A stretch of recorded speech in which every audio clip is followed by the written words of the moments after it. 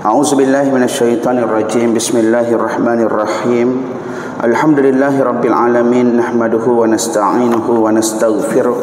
Wa na'udzubillahi min syururi anfusina wa min sayyiati a'malina.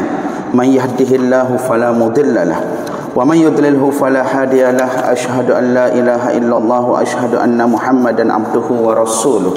Rabbi shrah li sadri wa yassir li amri wahlul 'uqdatam min lisani yafqahul qawli. Allahumma anfa'na bima 'allamtana wa 'allimna ma yanfa'una. Rabbana zidna ilma warzuqna fahma. Amma ba'du. Faqala Allah Ta'ala fi kitabihil aziz ba'da a'udzu billahi minasyaitonir rajim. Walau syaa rabbuka la ja'alan nasa ummatan wahidah wala yazaluna mukhtalifin. Sadaqallahul azim. Surah Hud ayat yang ke-118, yang mana Allah Subhanahu wa taala berfirman, jikalau Tuhanmu menghendaki, tentu dia menjadikan manusia ini umat yang satu, tetapi mereka itu sentiasa berselisih pendapat. Sadaqallahul azim. Pertama sekali terima kasih diucapkan kepada seluruh ahli jawatan kuasa Masjid Bukit Indah, pengurus, timbalan pengurus, setiausaha, bendahari, para imam, para bilal, tuan-tuan, puan-puan, ibu-ibu, ayah-ayah, hadirin hadirat, muslimin dan muslimat yang dirahmati Allah Subhanahu wa taala sekalian. Alhamdulillah, pertama sekali kita mengucapkan setinggi-tinggi kesyukuran kehadrat Ilahi, kerana dengan limpah kurnia dan juga inayahnya serta pertolongannya, Allah Subhanahu wa taala mempertemukan kita lagi pada malam ini. Dan alhamdulillah kita juga bersyukur kepada Allah Subhanahu wa taala di atas segala nikmat, di atas segala kebaikan, di atas segala rahmat dan juga kasih sayang Tuhan kepada kita. Dan mudah-mudahan insya-Allah dengan segala kebaikan yang Allah Subhanahu wa taala sediakan kepada kita, menjadikan kita insan yang sentiasa bersyukur, insan yang sentiasa redha, dan insan yang sentiasa berusaha untuk mencapai kedudukan yang baik di sisi Tuhan kita insya-Allah taala, mudah-mudahan. Jadi tuan-tuan dan puan-puan yang dirahmati Allah, insya-Allah pada malam ini kita akan menyambung lagi perbincangan kita berkaitan dengan beberapa fenomena liberalism dan juga pluralism agama di Malaysia, yang mana pada pertemuan yang terdahulu kita telah mengulas tentang bahagian yang pertama, iaitu bab yang berkaitan dengan membenarkan murtad ataupun pertukaran agama, seperti mana yang telah kita ulas pada pertemuan yang terdahulu. Kemudian yang kedua, mereka ini juga melakukan penentangan terhadap pelaksanaan syariah, dan dalam masa yang sama melakukan penentangan terhadap autoriti agama. Dengan kedudukan Islam yang begitu tinggi dan juga terselah di Malaysia, sudah tentu tiada sebab untuk syariah Islam tidak dapat dilaksanakan ataupun sekurang-kurangnya diperkasakan dalam konteks perundangan yang sedia ada. Sebab kita mempunyai perlembagaan yang menyebut bahawasanya Islam itu adalah agama persekutuan. Kemudian kedudukan raja-raja Melayu yang menjaga agama itu diletakkan di tempat yang tinggi. Dan sudah pastilah kita umat Islam ini inginkan supaya undang-undang ataupun syariat Islam itu sekurang-kurangnya dapat diangkat dan juga dapat diperkasakan. Mudah-mudahan insya-Allah lah tuan-tuan dan puan-puan yang rahmati Allah. Menurut Profesor Dr. Ahmad Ibrahim, oleh kerana perkataan Islam dan juga bukan agama Islam, oleh kerana perkataan yang digunakan dalam perlembagaan itu adalah Islam, bukan perkataan agama Islam, bukan perkataan agama Islam yang digunakan dalam perkara tiga, maka bolehlah dihujahkan bahawa apa yang dimaksudkan di sini ialah Islam itu sebagai cara hidup, iaitu Islam sebagai ad-din.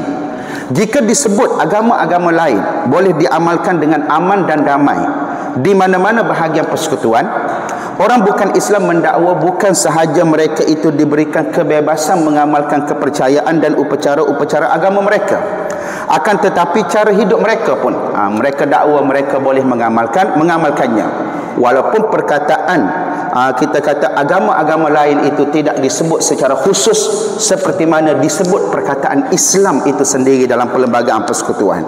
Jika ini makna yang dikehendaki kepada perkataan agama oleh orang yang bukan Islam, lebih-lebih lagi lah orang Islam berhak memberi makna yang luas kepada Islam sebagai agama persekutuan seperti mana yang termaktub dalam perlembagaan persekutuan. Malangnya, dalam keadaan pelaksanaan syariah Islam yang terbatas ini pun dia kata, tetap wujud pihak tertentu yang mengkritik dengan keras dan memohon kepada kerajaan supaya perundangan syariah dihapuskan sama sekali. Antaranya kritikan dan penentangan terhadap pelaksanaan undang-undang jenayah syariah yang sering dilabelkan sebagai undang-undang moral, kian lantang kedengaran sejak beberapa tahun kebelakangan ini. Selain berselindung di sebalik slogan kebebasan dan juga hak asasi, walaupun kita tahu ada sebahagian perjuangan hak asasi itu adalah perjuangan yang betul, tuan-tuan dan puan-puan yang rahmati Allah, ada, seperti mana yang berlaku di United Kingdom dan juga berlaku di United States pada ketika ini. Kita dapat lihat bagaimana rakyat mereka yang dididik dengan humanity, kemanusiaan, bagaimana rakyat mereka yang dididik dengan human right pada hari ini bangkit menentang keputusan-keputusan pimpinan mereka yang cenderung menyokong Israel Zionis. Dan disebabkan oleh kebangkitan itu, maka pemimpin-pemimpin mereka mula slow dan juga mula mengundurkan diri ataupun melonggarkan sokongan terhadap sekutu mereka, yakni Israel Zionis laknatullah. Dan kita boleh lihat di sini, tuan-tuan dan puan-puan yang rahmati Allah, bagaimana pendidikan kemanusiaan, bagaimana pendidikan tentang kebebasan, bagaimana pendidikan tentang hak asasi itu telah memenuhi kepala dan juga pemikiran warga Eropah dan juga warga Amerika Syarikat, yang mana dengan adanya pemikiran yang sedemikian, sekurang-kurangnya mereka tidak tunduk dan juga mereka tidak melihat apa yang dilakukan oleh Israel itu sebagai sesuatu yang bukan berbentuk kekejaman. Namun dalam masa yang sama, walaupun kita tahu ada kebaikan dia, tetapi di sebalik kebaikan dia ada juga kontra dia. Apabila perjuangan hak asasi, apabila perjuangan kemanusiaan itu dilebar luaskan, sehingga menyentuh isu-isu yang berkait dengan moral, sehingga menyentuh isu-isu yang berkait dengan syariah, sehingga menyentuh isu-isu yang berkait dengan nilai, yang mana ada sebahagian pejuang hak asasi ini terlebih berjuang dalam hak asasi sehingga akhirnya mereka mengabaikan fitrah kemanusiaan, mereka mengabaikan hukum hakam yang menyebabkan perjuangan hak asasi itu dipandang serong dan juga menyebabkan perjuangan hak asasi itu seakan-akan cuba untuk menuntut kebebasan yang berlebihan dalam kehidupan manusia. Bila jadi yang demikian, maka disitulah perjuangan hak asasi ini kadang-kadang dilihat sebagai perjuangan yang tempang, yang cuba menghalalkan apa sahaja yang bertentangan dengan hukum, adat dan juga nilai. Terutamanya kita lah umat Islam yang mempunyai hukum kita sendiri, yang mempunyai syariat kita sendiri, yang mempunyai nilai kita sendiri. Apabila masuk ke dalam bab hak asasi, maka disitulah hak asasi kelihatan tempang. Okey, selain berselindung di sebalik slogan kebebasan dan juga hak asasi, ada pihak yang turut menggunakan perlembagaan dalam hujah-hujah mereka, kerana bagi mereka the originality of our constitution ni adalah secularism.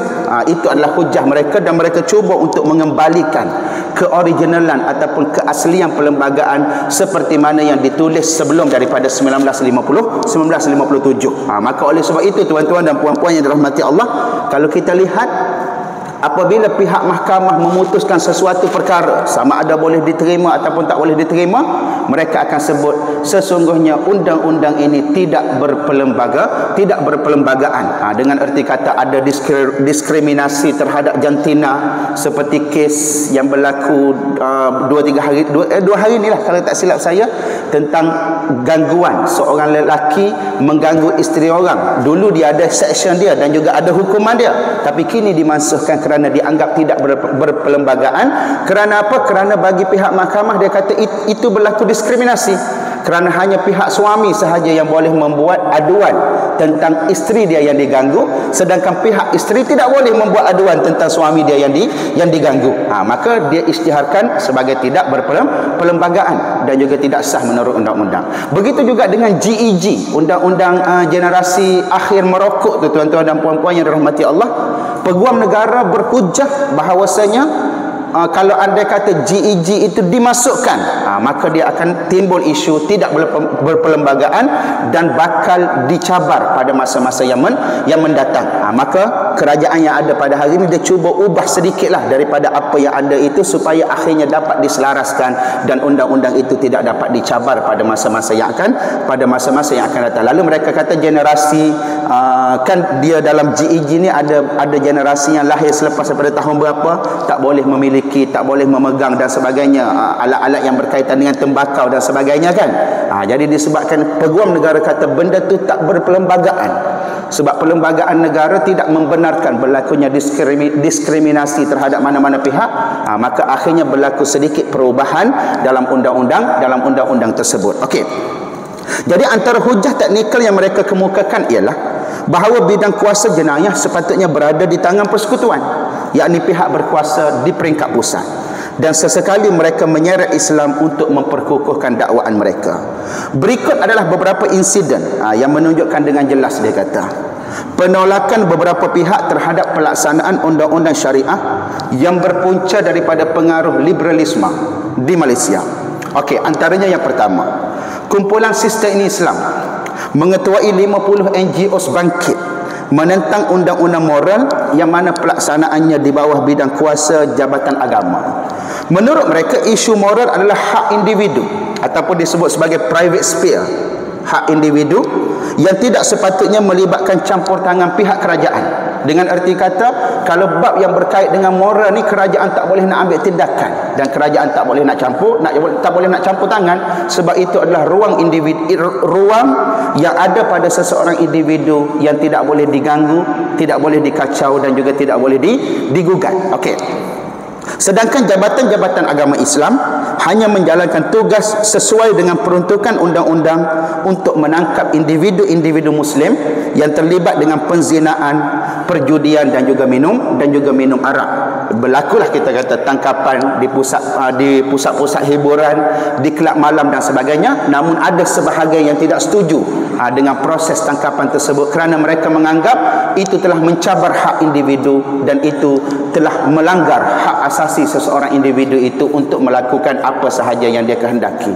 Kerana seperti mana yang kita sedia maklum, ada undang-undang dalam syariah Islam yang dianggap sebagai jenayah apabila pelaku dia melakukan perkara itu, tetapi benda itu tidak dianggap jenayah selama mana ianya mempunyai lesen dan selama mana ianya bersifat legal, tuan-tuan dan puan-puan yang rahmati Allah. Seperti minum arak, seperti berjudi. Berjudi ini dia hanya akan jadi haram dalam undang-undang sivil apabila ianya adalah illegal, tapi bila ianya adalah legal maka ianya tidak dikatakan sebagai haram. Siapa nak berjudi, judilah. Sedangkan kita orang Islam, perbuatan judi itu sama ada legal ataupun tidak legal, kesemuanya dianggap sebagai sesuatu yang haram.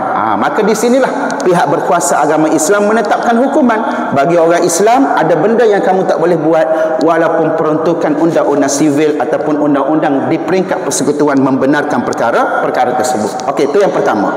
Kemudian yang kedua, penentangan kuat oleh kumpulan Sistem Islam dalam isu rang undang-undang keluarga Islam wilayah-wilayah persekutuan dalam kurungan pindaan 2005. Okey, dalam kurungan pindaan 2005 atas dakwaan kononnya ia akan menzalimi perempuan. Ni adalah pejuang feminisme ni. Pejuang perempuan yang cuba untuk mengangkat kedudukan perempuan melebihi kedudukan yang sepatutnya. Kita dalam Islam kita sentiasa percaya bahawasanya Islam, syariat Islam itu memberikan hak kepada mereka yang berhak. Isteri diberikan hak mereka untuk hidup di sisi suami.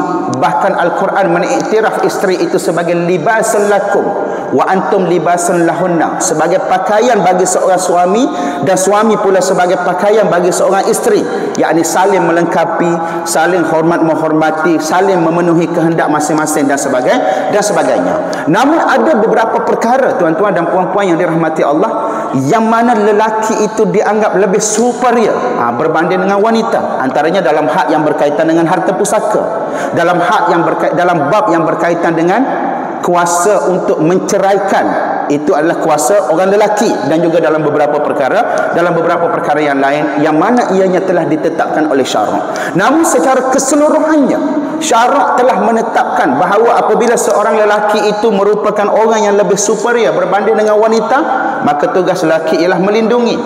Tugas lelaki ialah mempertahankan maruah wanita. Tugas lelaki ialah memastikan wanita-wanita yang ada dilindungi, diberi hak mereka, diberikan nafkah yang mencukupi.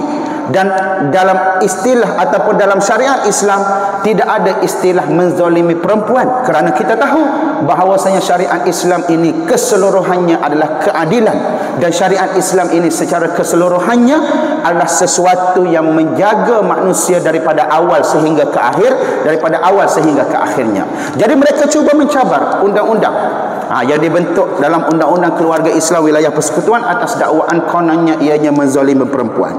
Sebelum itu mereka juga menentang rang Undang-Undang Jenayah Syariah Kelantan dan juga Terengganu yang dalam kurungan hudud dengan membangkitkan polemik. Kononnya undang-undang ini akan menzalimi wanita yang dirogol. Kerana wanita yang dirogol apabila dia mendakwa dia dirogol, dia tak mampu mengemukakan saksi, maka pada ketika itu dia akan tertakluk di bawah tuduhan qazaf dan sebagainya. Sedangkan hakikatnya tuan-tuan dan puan-puan yang dirahmati Allah, dengan teknologi moden yang ada pada hari ini, kita ada ujian DNA. Kita ada ujian untuk mengesam cap jari dan juga mengesam berbagai-bagai perkara. Tidak timbul isu perkara ini akan berlaku zalim seandainya ada dakwaan yang benar dan benarnya berlaku dakwaan yang demikian. Cuma dalam syariat Islam menetapkan bila kita nak mendakwa seseorang melakukan perbuatan yang bersabit dengan tuduhan zina ataupun rogol, kita tak boleh nak sebut direct nama dia. Kerana itu adalah sebuah perkara yang dianggap sebagai tuduhan qazaf. Kalau nak buat aduan sekalipun, pihak wanita boleh membuat aduan dengan mengemukakan bukti-bukti yang tertentu yang boleh membuktikan bahawasanya dia itu dirogol dan tidak berlaku kezaliman sedikit pun dalam perkara ini. Kerana apa? Kerana kita ada kaedah yang disebut sebagai qarinah, dan qarinah ini ataupun bukti ini akan memainkan peranan penting dalam usaha untuk memastikan keadilan itu dapat diangkat, dalam usaha untuk memastikan hak wanita itu dapat dipertahankan apabila dia dizalimi oleh mana-mana lelaki. Kemudian Sister in Islam juga terkenal sebagai kumpulan yang menentang amalan poligami secara keseluruhannya dan pernah melancarkan kempen monogami secara terbuka. Poli, ramai, mono, seorang, tuan-tuan dan puan-puan yang rahmati Allah. Jadi dia terkenal sebagai kelompok yang menentang poligami. Dan bila kita sebut tentang poligami, kita percaya undang-undang yang disyariatkan ataupun hukum yang disyariatkan dan juga dibenarkan oleh syarak ini merupakan satu ketetapan daripada Allah Subhanahu wa taala. Ada kebaikan dan juga hikmah dia. Kerana seperti mana yang kita sedia maklum, orang-orang Arab sebelum daripada kedatangan Nabi sallallahu alaihi wasallam, yes, mereka berkahwin ramai. Abdul Muttalib, datuk Nabi, dikatakan sampai 6 isteri dia, tuan-tuan dan puan-puan yang rahmati Allah. Begitu juga dengan kalangan-kalangan Arab yang lain yang menjadikan nikah mut'ah sebagai sebahagian daripada prinsip kehidupan mereka. Sebagai sebahagian daripada prinsip kehidupan mereka. Dan sebab itu tidak hairan ada dalam kalangan sahabat Nabi sallallahu alaihi wasallam pun ada yang pernah mengamalkan nikah mut'ah. Kerana pada peringkat awal nikah mut'ah dibenarkan oleh syarak, kemudian akhirnya dia diharamkan secara keseluruhannya, dan penharaman nikah mut'ah itu digantikan dengan poligami sebagai solusi terhadap masalah yang dihadapi ataupun solusi penyelesaian terhadap isu yang berbangkit yang ada dalam kalangan masyarakat Arab pada ketika itu. Bagi mereka yang dijadikan isteri disebabkan oleh nikah mut'ah, mereka boleh diceraikan bila-bila masa. Kemudian mereka akan terbiar hidup dalam keadaan terumbang-ambing tanpa ada pembelaan dan sebagainya. Tetapi apabila datang undang-undang poligami mensyaratkan mesti ada pemberian nafkah. Kalau ada anak, mesti diteruskan pemberian nafkah itu sehingga anak besar dan sebagainya, untuk menjamin wanita-wanita yang mempunyai nasib dimuta'ahkan sewaktu mereka sebelum memeluk agama Islam ataupun sebelum muta'ah itu diharamkan secara total oleh syariat Islam. Maka poligami tidak jadi isu. Yang jadi isu ialah manusia itu sendiri yang melakukan poligami. melakukan poligami bermula dengan kecurangan, melakukan poligami bermula dengan pengkhianatan, melakukan poligami bermula dengan penipuan terhadap isteri yang pertama dan sebagainya, maka di situ timbul isu, dilihat poligami itu sebagai sesuatu yang tidak baik, sedangkan hakikatnya dia ada kebaikan dia apabila dipandang dari sudut yang positif dan dibuat dengan cara yang positif, dan ia juga boleh jadi buruk apabila ianya dibuat dengan cara yang tidak betul ataupun bermula dengan cara yang tidak baik. Akhirnya dia terpulang kepada apa? Dia terpulang kepada pengamal tersebut, sama ada mereka melaksanakannya dengan iman kepada Allah Subhanahu wa taala ataupun dia berteraskan kepada nafsu dia semata-mata sahaja ketika mana dia nak mengamalkan poligami. Tapi puak-puak ni mereka menentang secara keseluruhannya, seakan-akan menafikan hukum kebenaran yang diberikan oleh Tuhan. Maka disebabkan itulah kita tidak dapat menerima perkara ini. Kerana apa? Kerana kebenaran Tuhan itu ada asasnya. Kebenaran Tuhan itu ada asasnya. Salah silap manusia tidak boleh diletakkan kesalahannya ke atas hukum Allah Subhanahu wa taala ataupun ke atas hukum Tuhan. Kemudian yang ketiga. Okey. 154. Okey, sikit lagi sambung. Sistem Islam menyatakan pendapat bahawa poligami adalah institusi zaman silam yang terpaksa diterima pada waktu itu dan dalam keadaan masa kini patut diketepikan, kata dia, untuk memberi laluan kepada institusi monogami. Poligami tidak mungkin akan mencapai matlamat kerana keadilan yang disyaratkan tidak mungkin dipenuhi oleh suami. Yes, dari segi logik bagus hujah dia, tetapi hujah dia untuk menafikan hukum, maka di situ tidak ada kebenaran bagi pihak dia. Kerana apa? Kerana keadilan ini, keadilan perasaan, keadilan dari segi harta dan sebagainya, ianya adalah sesuatu yang bersifat subjektif, bukan bersifat objektif. Harta mungkin kita boleh bagi harta yang sama, kereta yang sama, rumah yang sama, tapi dari segi kasih sayang kita nak bagi sama macam mana, tuan-tuan dan puan-puan yang rahmati Allah? Hatta kalau kita ada anak, 2-3 orang anak pun, kita mesti mempunyai perasaan yang berbeza terhadap salah seorang daripada anak-anak yang kita miliki. Kerana perasaan ini sifatnya adalah subjektif, tidak boleh diukur berdasarkan kepada nilai material, tapi dia diukur berdasarkan kepada apa yang terhasil daripada perasaan kita. Mungkin disebabkan oleh kebaikan dia, mungkin disebabkan oleh ketaatan dia dan sebagainya. Maka hukum tidak boleh dinafikan hanya kerana kita menganggap benda itu tidak mampu untuk dipenuhi oleh pihak-pihak yang melakukan perbuatan tersebut. Selagi mana ianya dibenarkan, maka kita kata syarak membenarkan, cuma ianya terletak kepada daya upaya manusia untuk memastikan ketetapan syarak itu dapat dipenuhi dengan cara seperti mana yang dikehendaki oleh Allah Subhanahu wa taala. Kemudian yang ketiga, kumpulan sistem Islam lagi, Pertubuhan Pertolongan Wanita WAO, dan kumpulan tindakan bersama untuk kesaksamaan jantina ataupun kesaksamaan gender membantah hukuman sebat dikenakan ke atas Kartika dalam kes yang minum arak di Pahang tu, tuan-tuan dan puan-puan yang rahmati Allah, yang telah disabitkan bersalah oleh mahkamah kerana minum arak. Jadi pada 11 Julai 2008, Kartika Sari Dewi Soekarno didakwa meminum arak jenama Tiger Beer di Cerating Bay Lounge Hotel Legend Cerating pada jam 11.40 malam. Kesalahan itu mengikut Seksyen 136 Enakmen Pentadbiran Agama Islam dan Adat Resam Melayu Pahang. Adat Resam Melayu Pahang. Sabit kesalahan membawa hukuman denda maksimum RM5,000 atau penjara tidak melebihi 3 tahun atau kedua-duanya, dan disebat tidak melebihi 6 sebatan.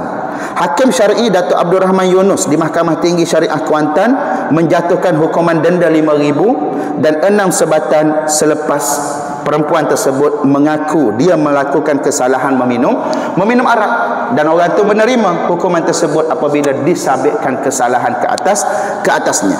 Tetapi NGO ni dia tak setuju. Malah NGO ini turut menyerahkan memorandum yang menuntut kerajaan agar memansuhkan undang-undang syariah yang berkuasa di negeri-negeri pada ketika itu. Nak kata mereka ni walaupun undang-undang sivil membenarkan sebatan, tapi bila dia melibatkan mahkamah syariah, maka mereka seakan-akan tidak dapat menerima perkara tersebut. Seakan-akan mereka cuba untuk melihat berlaku pengasingan dan juga pemisahan yang mendalam antara syariah dan juga kehidupan manusia. Walaupun kita tahu 6 sebatan itu tidak menepati hukum syariah, kerana hukum syariah adalah 80, tapi sekurang-kurangnya ada hukuman yang bersifat sebatan dilaksanakan di mahkamah syariah. Itu pun masih ada pihak yang cuba untuk mengganggu gugat perkara tersebut. Nasib baiklah pada tahun 1988 dimasukkan perkara 121/1A yang memberikan kuasa kepada mahkamah syariah untuk melaksanakan hukuman di bawah bidang kuasa dia, dan tidak boleh dibatalkan oleh mana-mana mahkamah yang lain selepas daripada itu. Cuma tinggal sekarang kita nak perkasakan sedikit demi sedikit dan sebagainya, dan kita lihat alhamdulillah ada usahalah ke arah itu. Ada usaha daripada pihak NGO, ada usaha daripada pihak parti politik, dan ada juga usaha daripada pihak kerajaan yang menubuhkan jawatan kuasa perundingan syariah dan sebagainya. Maka di situ kita lihat benda tu berjalan dengan baik, dan anda kata ianya terus berjalan, berlaku rundingan untuk menyelaraskan antara undang-undang sivil dan juga undang-undang syariah. Maka insya-Allah mudah-mudahan suatu masa nanti kita dapat lihat pemerkasaan itu dapat dilakukan, walaupun tidak sepenuhnya, sedikit demi sedikit pun ianya sudah memadai. Kemudian yang keempat, seorang blogger yang terkenal. Siapa nama dia tuan-tuan dan puan-puan yang dirahmati Allah?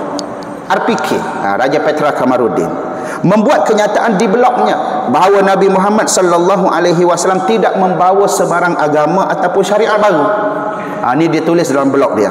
Sebaliknya baginda Nabi sallallahu alaihi wasallam hanya didakwa membawa doktrin penyerahan ataupun penyembahan kepada satu Tuhan sahaja. Tiada apa yang dinamakan syariah ataupun perundangan Islam yang dibawa oleh baginda Nabi sallallahu alaihi wasallam menurut RPK, Raja Petra. Sebaliknya Nabi sallallahu alaihi wasallam kata dia hanya meneruskan undang-undang kuno yang sedia terpakai di Mekah pada ketika itu. Yang ni yang timbul isu undang-undang Islam ni sebenarnya undang-undang untuk orang Arab. Undang-undang Islam ni sebenarnya undang-undang untuk orang Arab yang ada pada waktu tu, bukan untuk undang-undang manusia secara keseluruhan. Dan timbul pula isu dia kata, undang-undang yang pakai tudung dan sebagainya. Kenapa pakai tudung? Sebab pada waktu itu negara Arab ni negara yang panas, maka mereka perlu melindungi kepala mereka dan sebagainya. Adapun kami yang duduk di Eropah ni kata geng-geng liberal dan juga sekolah tak perlu, sebab negara kami adalah negara sejuk dan sebagainya. Ada timbul isu sebab mereka mendakwa undang-undang Islam tu sebenarnya adalah undang-undang kuno orang Arab yang diperbaharui atas nama Islam. Sedangkan hakikatnya tidak, tuan-tuan dan puan-puan yang rahmati Allah. Undang-undang Islam ini adalah undang-undang yang diperturunkan untuk manusia secara keseluruhannya. Termasuklah kita umat Nabi Muhammad sallallahu alaihi wasallam. Kemudian malah syariah ataupun perundangan Islam tu kata dia hanya wujud lama setelah kewafatan Nabi sallallahu alaihi wasallam. Ianya diwujudkan oleh khalifah yang 4 bagi mempertahankan kedudukan dan juga pengaruh masing-masing. Ianya diwujudkan oleh khalifah yang 4 bagi mempertahankan kedudukan dan juga pengaruh masing-masing. Dan kita boleh lihat artikel itu dalam artikel asal yang bertajuk Does an Islamic State Really Exist oleh Raja Putra Kamaluddin di laman blog Raja Petra Kamarudin di laman blognya http://malaysiatoday.net blog 2006. Ketika dilayari pada 2 April 2011, kata penulis ni ianya telah dibuang daripada laman blog tersebut apa yang dia tulis tentang perkara ini. Ini contoh tokoh-tokoh liberal yang pernah wujud di negara kita. Kemudian yang kelima, kumpulan Sistem Islam telah menghantar satu memorandum yang bertajuk Memorandum of the Provision in the Sharia Criminal Offence Acts and Fundamental Liberties, iaitu memorandum berkaitan peruntukan dalam Akta Kesalahan Jenayah Syariah dan hak-hak asasi kepada bekas Perdana Menteri Tun Dr. Mahathir pada 8 Ogos 1997. Antara perkara yang dipertikaikan dalam memorandum tersebut ialah seperti berikut. Yang pertama, mereka kata setiap fatwa hendaklah diperdebatkan secara umum sebelum dikuatkuasakan dan perlu melalui proses perundangan yang disebut sebagai legislatif, dan anggapan mempertikaikan fatwa sebagai kesalahan di bawah undang-undang kesalahan jenayah syariah adalah tidak berasas dalam Islam. Dengan arti kata mereka cuba untuk membatalkan undang-undang menghina fatwa tu sebagai sesuatu yang tidak berasas. Kemudian yang kedua, mempertikaikan kewibawaan ulama dan institusi penting agama yang diiktiraf, kerana berpandangan sekiranya seseorang tidak berpuas hati dengan fatwa seorang mufti, maka ia bebas untuk mendapat pandangan mufti ataupun orang alim yang lain. Sedangkan seperti mana yang kita sedia maklum di negara kita ni, setiap negeri itu ada mufti mereka yang tersendiri, dan mufti bukan dia seorang je yang mengeluarkan hukum, tetapi dia ada ahli jawatan kuasa fatwa dia yang tersendiri. Yang mana setiap ahli itu mempunyai kelayakan dalam bidang masing-masing.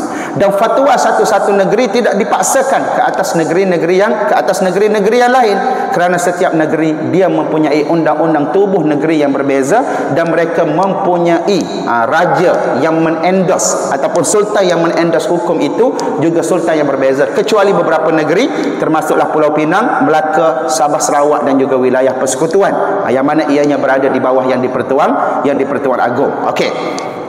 Kemudian yang ketiga, mendakwa jika sekiranya mempertikai ataupun bercanggah pendapat dengan fatwa adalah kesalahan jenayah.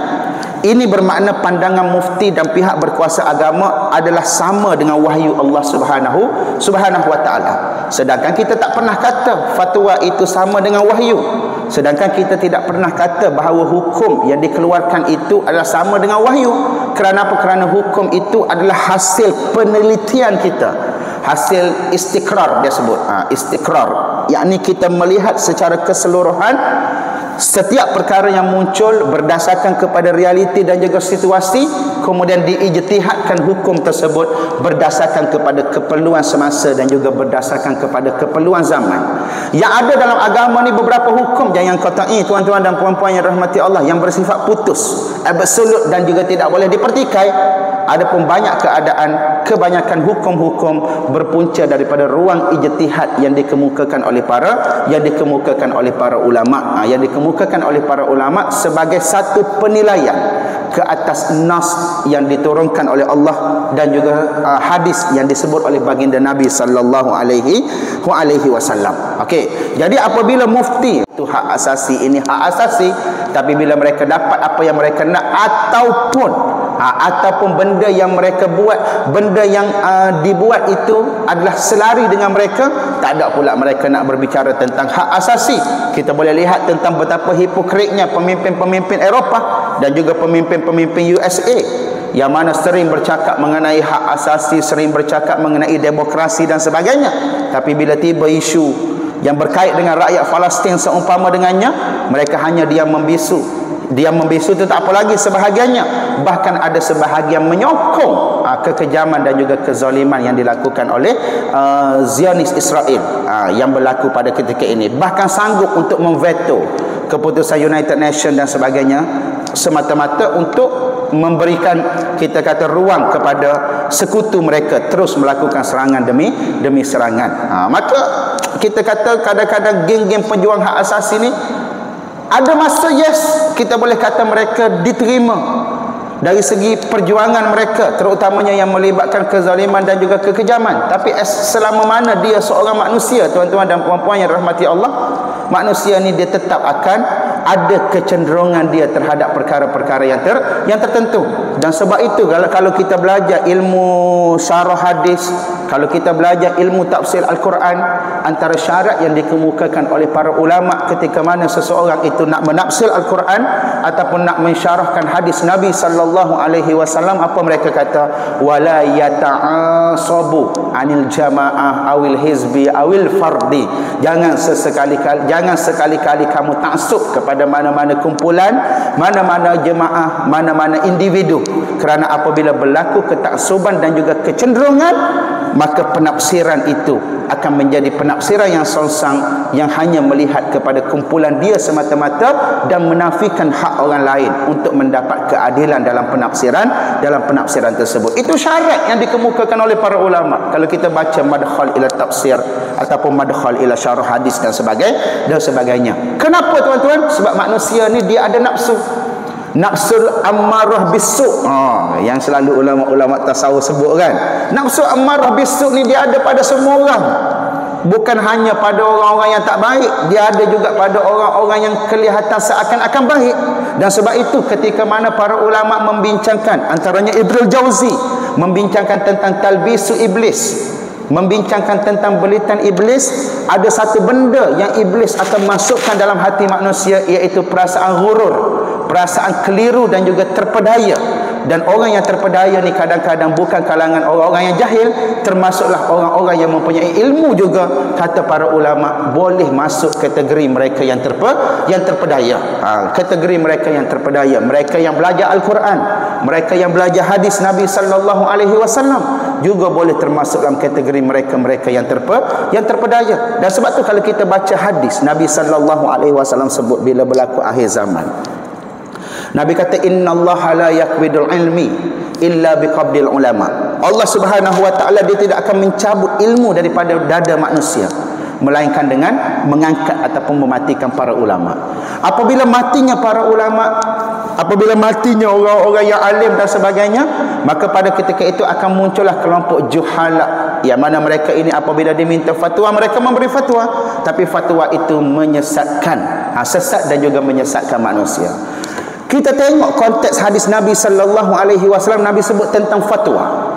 Kenapa Nabi sebut fatwa? Kerana Nabi nak bagi tahu kepada kita pada akhir zaman nanti akan ada kelompok yang dilihat seakan-akan alim, yang dilihat seakan-akan orang baik dan sebagainya, tetapi mereka menghukum berdasarkan kepada hawa nafsu, tidak berdasarkan kepada ilmu yang benar.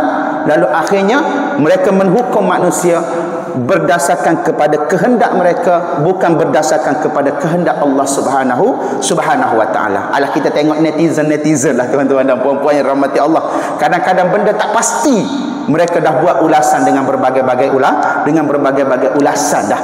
Benda tu tak pasti lagi, cerita tu betul ke salah, ulasan mereka dah macam-macam hal dan juga macam-macam perkara. Maka oleh sebab itu kita kena berhati-hati dan kita kena sentiasa berjuang untuk melindungi diri kita daripada talbisu iblis, daripada belitan iblis. Dengan cara apa? Dengan cara sentiasa istighfar, memohon petunjuk daripada Allah Subhanahu wa taala, memohon keampunan daripada Allah Subhanahu wa taala, minta Allah supaya tunjuk jalan yang lurus, ihdinas siratal mustaqim, yang kita baca dalam Al-Fatihah setiap kali kita mengerjakan solat. Dan bila kita baca ihdinas siratal mustaqim tu, kita niatkan dalam hati semoga jalan lurus itu sentiasa berada bersama-sama dengan kita.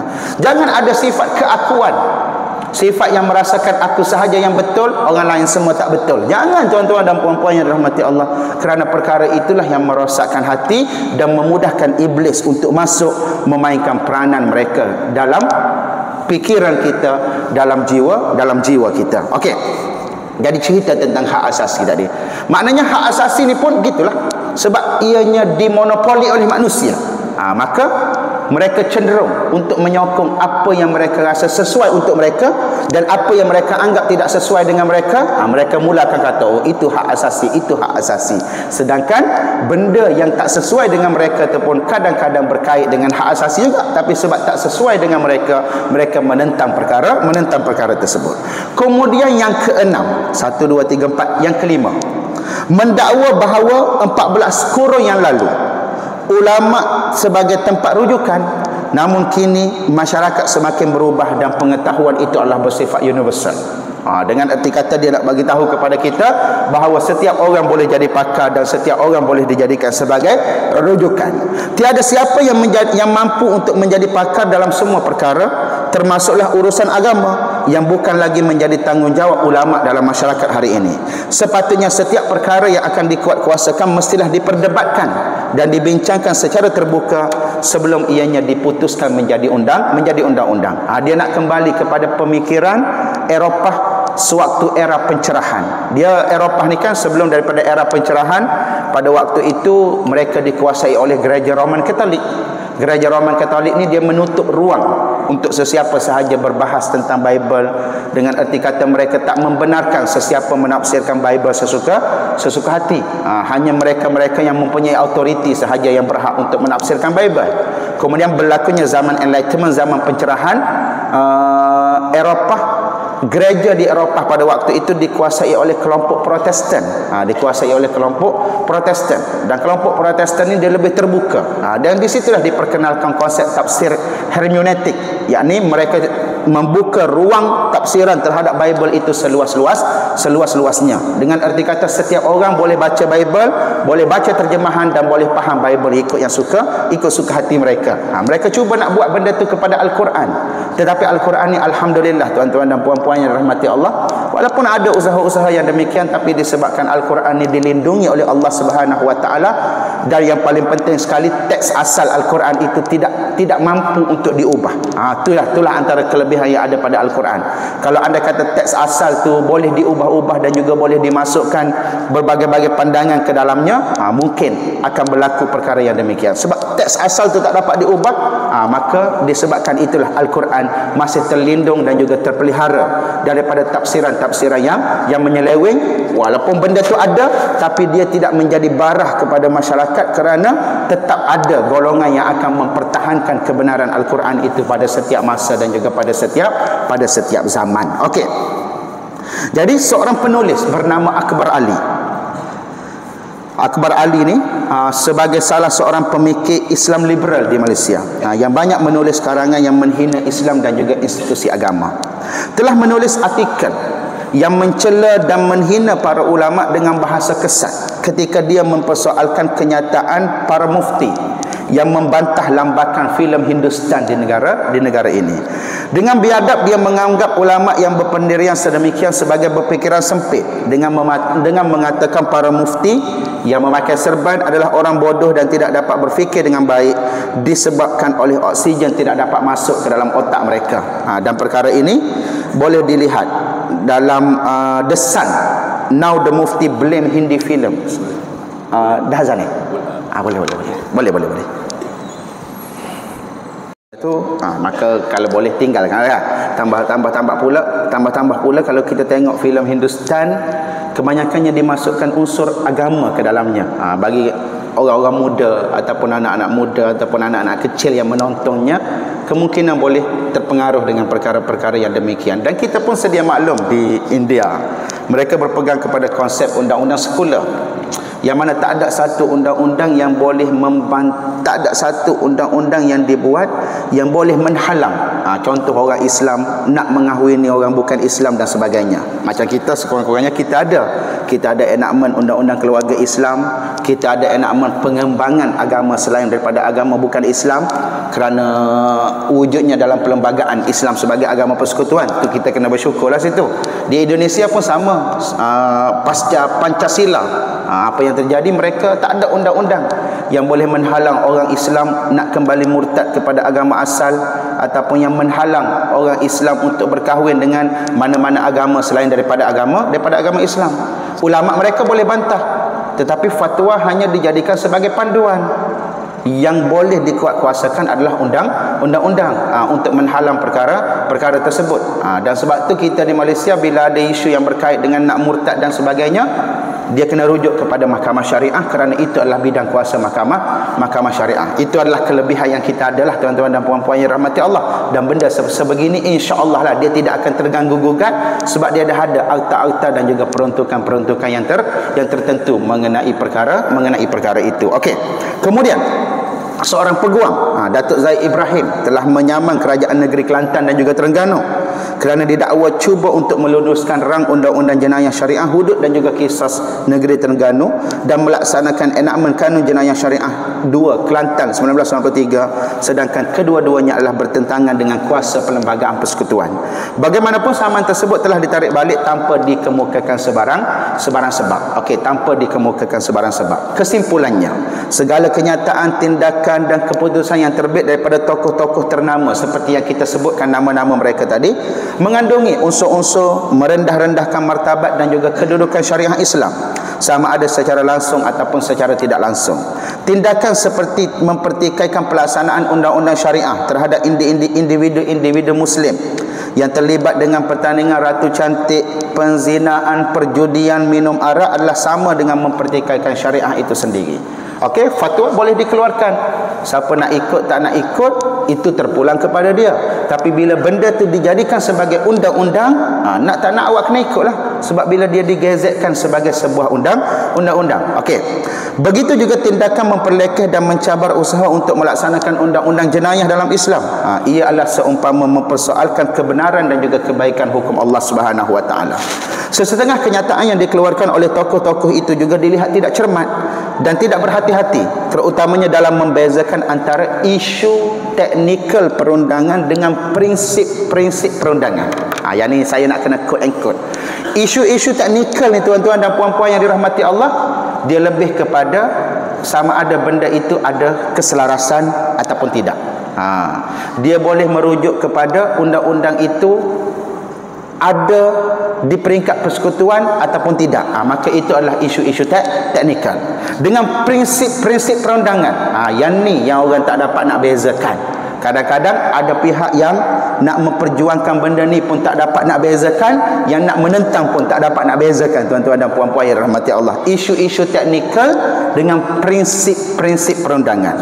Ia seperti kenyataan Raja Petra Kamarudin yang menentang kewujudan undang-undang syariah. Sedangkan ayat-ayat Al-Quran dan juga sunnah syarat dengan prinsip-prinsip perundangan syariah yang bersifat muktamad seperti solat 5 waktu, puasa Ramadan, zakat, haji, pengharaman riba, hudud qisas dan lain-lain. Begitu juga kenyataan kumpulan sistem Islam yang menentang undang-undang syariah yang membenarkan poligami dan mendukung monogami. Sedangkan secara prinsipnya poligami itu adalah sesuatu yang diizinkan oleh Al-Quran dan juga sunnah.